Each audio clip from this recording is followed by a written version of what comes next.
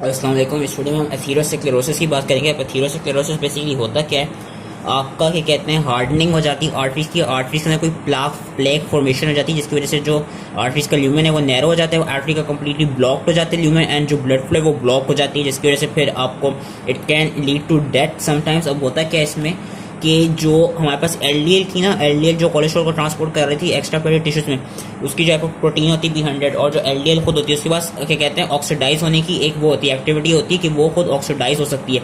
And oxidise होकर इन condition में होती है, इन कंडीशन में जब आपकी बॉडी के अंदर जिस तरह के फ्री रेडिकल्स प्रेजेंट हो, जिस तरह सुपर ऑक्साइड हो गया, नाइट्रिक ऑक्साइड, हाइड्रोजन पर ऑक्साइड और अदर ऑक्सीडेंट्स या फ्री रेडिकल्स आपकी बॉडी में प्रेजेंट हो, तो वो एलडीएल के मॉलिक्यूल को ऑक्सीडाइज कर सकते हैं।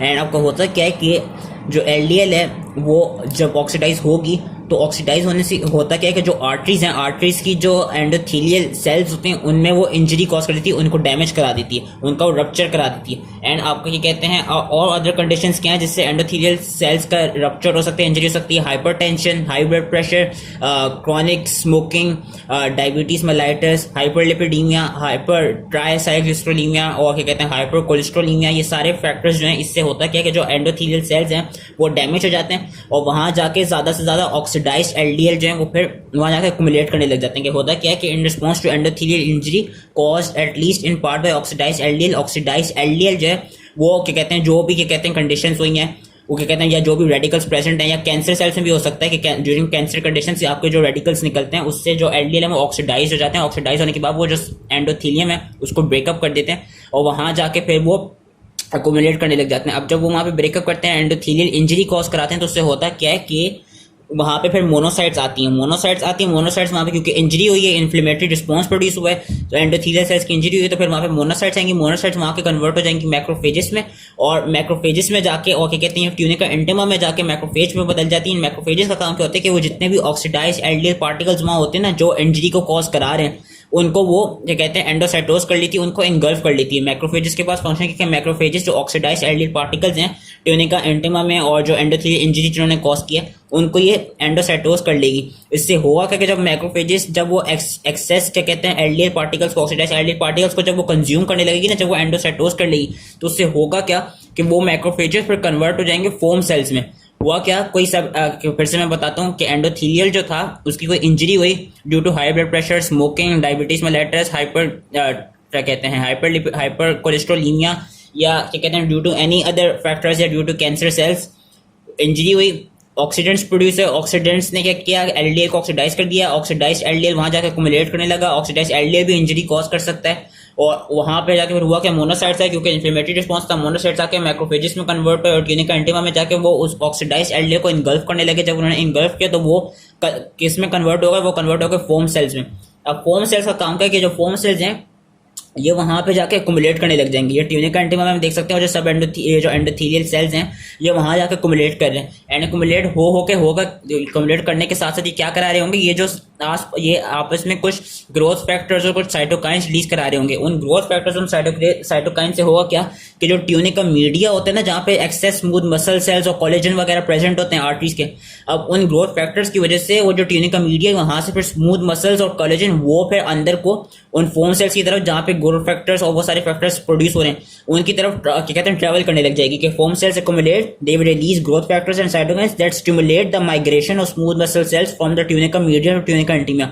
अब इसकी वजह से क्या होगा कि जितने ज्यादा ट्यूनिका मीडिया से जितने स्मूथ मसल फाइबर्स और कोलेजन जाते रहेंगे ना फोम सेल्स की तरफ, उतने ही ज्यादा वो भी फिर फोम सेल्स की एक्युमुलेशन कराने लग जाएंगे, क्योंकि वो फोम सेल्स के साथ जाकर अटैच होते रहेंगे, जिससे जो फोम सेल्स है वो आपस में एक्युमुलेट करके एक लार्ज सा स्ट्रक्चर बना देंगे जिसको हम कहेंगे प्लाक या प्लेग। अब उस प्लाक या प्लेग का काम क्या होगा कि वो जब एक्युमुलेट कर जाएगा तो वो जाके आर्टरी के ल्यूमेन को कंस्ट्रिक्ट करा देगा, नैरो करा देगा, और उस कंस्ट्रक्शन ऑफ ल्यूमेन को एथीरोमा कहते हैं। और जैसे ही कंस्ट्रिक्ट करा देगा फिर वो इवेंचुअली उसका जो ल्यूमेन है उसको ब्लॉक कर देगा और वो वहां पे जाकर डिसलॉज हो जाएगा। जब वो ब्लॉक कर देगा तो जो ब्लड फ्लो है वो ब्लड फ्लो खत्म हो जाएगी। अब होता क्या है कि अगर तो ऐसा कि वो जो प्लाक फॉर्म हुआ है, फॉर्म होकर अगर वो जो कहते हैं निकल जाए, मतलब वो फुली जाके फंस ना जाए लेकिन वो जाके सर्कुलेशन में चला जाए वो प्लाक, तो उस प्लाक को हम कहेंगे इम्बोलिज्म। लेकिन जैसे ही वो प्लाक कहीं पे जाकर डिसलॉज कर जाएगा एंड वहीं पर अटैच रहेगा तो उसको हम कहेंगे थ्रोम्बाई।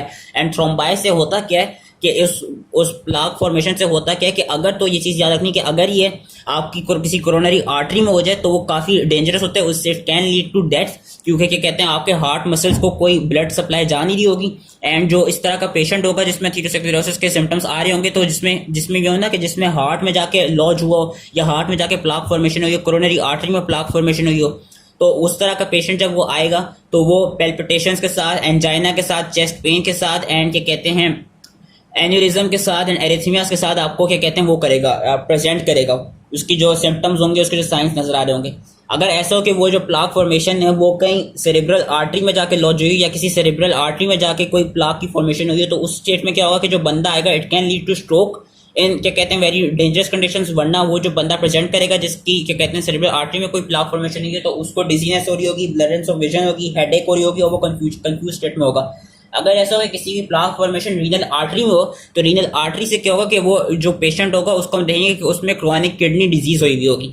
तो that was all related to atherosclerosis. I hope ये समझ में आ गया। इसमें बेसिकली इसकी फिर से पैथोफिजियोलॉजी समझाता हूँ। इसमें होता क्या है कि due to presence of any oxidants inside your blood, या ड्यू टू क्या कहते हैं कॉजेस इसके हैं high blood pressure, hypertension, hyper cholesterolemia, and क्या कहते हैं डायबिटीज मेलाइटिस, एंड स्मोकिंग में होगा क्या, क्योंकि स्मोकिंग से क्या होता है, स्मोकिंग में भी नो कि उसके अंदर काफी नाइट्रिक ऑक्साइड प्रेजेंट होते हैं। तो जब काफी नाइट्रिक ऑक्साइड रिलीज होंगे तो ये कराएंगे जो एलडीएल होता है उसको ऑक्सीडाइज कर देते हैं। जब एलडीएल ऑक्सीडाइज हो जाता है तो वो कराता है कि वो जाकर जो एंडोथेलियल सेल्स है उनको डैमेज करते हैं। जब एंडोथेलियल सेल डैमेज हो जाते हैं तो वो एक इन्फ्लेमेटरी रिस्पॉन्स प्रोड्यूस करते हैं, क्योंकि वो डैमेज हो रहे हैं तो एक इन्फ्लेमेशन वहाँ पे हो रही होती है। अब उस इन्फ्लेमेटरी रिस्पॉन्स की वजह से मोनोसाइट्स वहाँ पे आते हैं। मोनोसाइट्स वहाँ पे आके करते हैं वो ट्यूनिका इंटिमा में जाकर मैक्रोफेज में कन्वर्ट हो जाएंगे। मैक्रोफेज क्या करेंगे, वो जो ऑक्सीडाइज्ड एलडीएल वहां पे प्रेजेंट होंगे वो उनको इनगल्फ करने लग जाएंगे, उनको अक्यूमुलेट कराने लग जाएंगे। जब वो एक्सेस में उन ऑक्सीडाइज्ड एलडीएल को इनगल्फ करेंगे तो वो बना देंगे फोम सेल्स। फोम सेल्स जब वहां पे जाके अक्यूमुलेट करने लग जाएंगे तो वो करेंगे क्या, वो कुछ ग्रोथ फैक्टर्स और साइटोकाइंस रिलीज कराएंगे, जिससे जो ट्यूनिका मीडिया होगा वहां से जो स्मूथ मसल सेल्स हैं वो फिर आपके स्टिमुलेट होंगे कि वो जाके फर्दर उन फोम सेल्स में जाते रहेंगे, उन फोम सेल्स को फर्दर प्रोलिफरेट करते रहेंगे, फर्दर क्या कहते हैं इनलार्ज करते रहेंगे, जिससे होगा क्या, इवेंचुअली प्लाक फॉर्मेशन हो जाएगी। अब तो अगर वो प्लाक वहीं पे लगा है तो वो बना देगा थ्रोम्बाई, और अगर तो वो प्लाक आपके सर्कुलेशन में डिसलॉज हो जाए तो वो बना देगा एम्बोलाई। एंड होगा क्या कि कहीं पे भी जाकर डिसलॉज हो सकता है। ये आपकी अगर कोरोनरी आर्टरी में हो तो it can be dangerous, it can lead to death. अगर आपकी क्या कहते हैं सेरेब्रल आर्टरी में हो तो उस केस में काफी डेंजरस कंडीशन में स्ट्रोक हो सकता है। और अगर तो आपका रीनल आर्टरी में हो तो फिर क्रॉनिक किडनी डिजीज के साथ कहते हैं जो पेशेंट होगा उसके साइंस और सिम्टम्स उस तरह के आ रहे होंगे। So that was it. I hope easily समझ में आ गया। और इसके जो फैक्टर्स हैं कि इसको बेहतर कैसे बनाया जा सकता है एथेरोस्क्लेरोसिस को, आप कम कोलेस्ट्रॉल वाली डाइट लें, पॉलीअनसैचुरेटेड फैटी एसिड्स आप ज्यादा खाएं, एक्सरसाइज वगैरह ज्यादा करें, एंड स्मोकिंग वगैरह से क्या कहते हैं डिस्ट्रिक्ट करें। तो ये सारे मॉडिफाइबल आप क्या कहते हैं चेंजेस है जो ला सकते हैं। कुछ तो नॉन मॉडिफाइबल कॉजेस होते हैं, मतलब इस तरह एज हो गई या जेंडर हो गई, इसको तो आप चेंज नहीं कर सकते। तो अगर क्या कहते हैं क्योंकि मेल्स में ज्यादा पाया जाता है, लेकिन जो कुछ मॉडिफाइबल हैं चीजें जिनके थ्रू आप एथेरोस्क्लेरोसिस के चांसेस को कम करा सकते हैं, वो यही है कि आप जो कहते हैं ज्यादा से ज्यादा एक्सरसाइज करें, ताकि भी ना ज्यादा एक्सरसाइज से क्या होगा कि एलडीएल कम प्रोड्यूस होगा, एचडीएल ज्यादा बढ़ेगा। एंड आपका क्या कहते हैं आप स्मोकिंग को कम करेंगे, स्मोकिंग कम करेंगे तो इस तरह के ऑक्सीडेंट्स कम रिलीज होंगे। एंड इसके साथ ही आप पूफास जो पॉलीअनसैचुरेटेड फैटी एसिड होते हैं उनको अपनी डाइट में ज्यादा लें। So that was it. I hope ये समझ में आ गया हो, एंड थैंक यू।